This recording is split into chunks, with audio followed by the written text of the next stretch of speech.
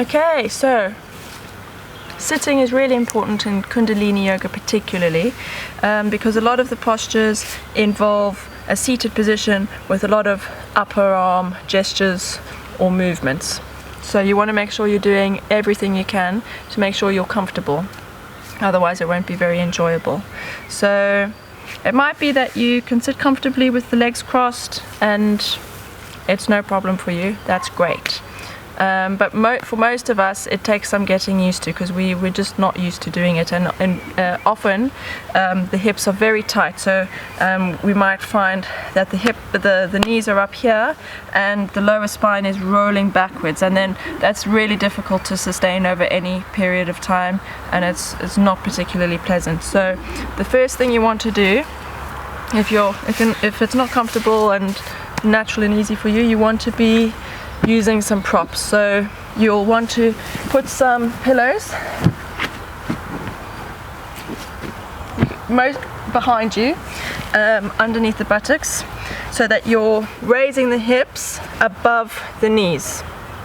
Okay, even just that much of a raise of the hips above the knees will let you sit up much straighter. It relieves the pressure on the lower back, and it also relieves the pressure on the knees. So this is your first trick.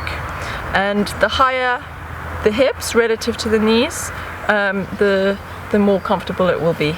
So you know, from something about like that to something like that. So you might need to start off with quite a considerable raise, and you can use things like bolsters, which are quite firm cushions, long tubular things, or meditation cushions, which are made out of normally out of kapok, which they're very dense, so they don't compress. Whereas these, I don't normally use cushions, so I just use what I've got around. Tend to compress a little bit, so you think you're sitting on something this high, but actually they compress down to only a couple of inches. So what you can do in that case, if you've only got household cushions available, you can fold the cushions in half if they're not too precious, and then that actually makes them a lot more dense and sturdy, so you can rely on the height that you've got set there.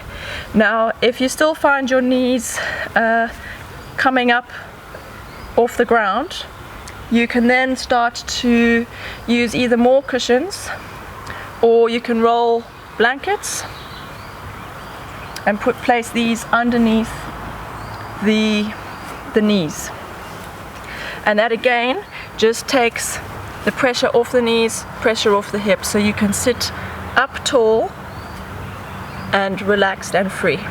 Okay, so the most important thing, whether you're on the ground without supports or you're totally supported to the max, so this doesn't matter, you can be using as many props as you like, it's irrelevant. So the most important thing is that you're starting somewhere, and what we're wanting to achieve is a comfortable seated position and a nice tall spine.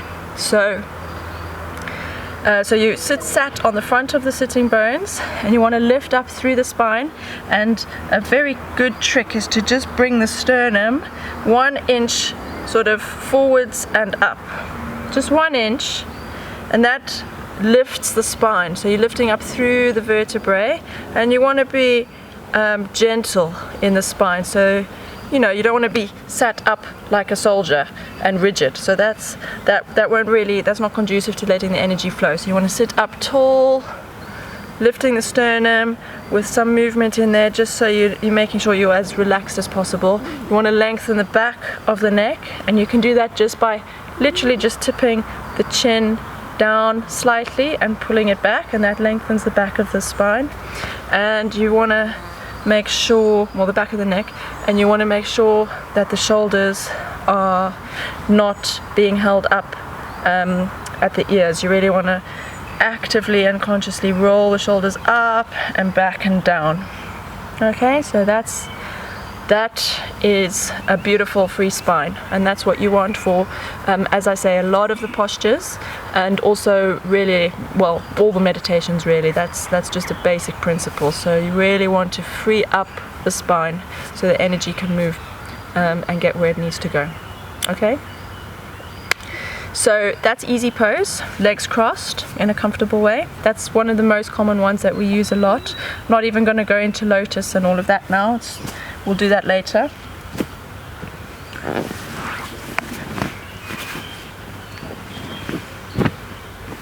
Another very common posture for seated posture is on the heels, and this is rock pose. Okay, and this automatically, some people find this a lot easier than the easy pose, but it can get tricky on the ankles over a period of time, so just watch out for that. And it also can get onto the knees. So one thing you can do again is use some props to raise the hips up above the knees. So bolsters are really the best thing for this. And what you do is, because bolsters are sort of long and thin and quite dense, so you can place your bolster like that, or your cushion, between the legs, and that it just takes the pressure off the ankles.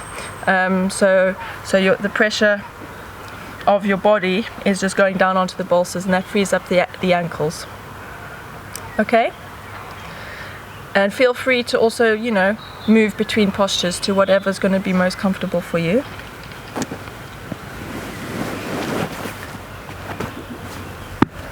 And if easy pose is not really accessible to you at this point in time, you can use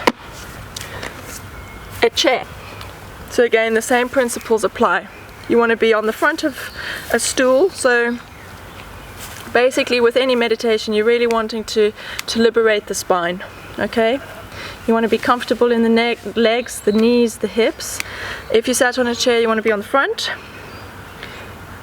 on the sitting bones, front of the sitting bones, front of the chair, not leaning back against anything. You want to lift the spine up. Same principles apply. You lift the breastbone, tuck the chin in slightly, lengthening the back of the neck, opening the chest, rolling the shoulders down and back. Just giving yourself a little wiggle, so you're making sure you're relaxed and open. And then you are free to carry out your meditation in this position. And you'll have the same effects, same benefits. So just start wherever you're comfortable. Just start and watch the progress over time. It happens really quickly. Great.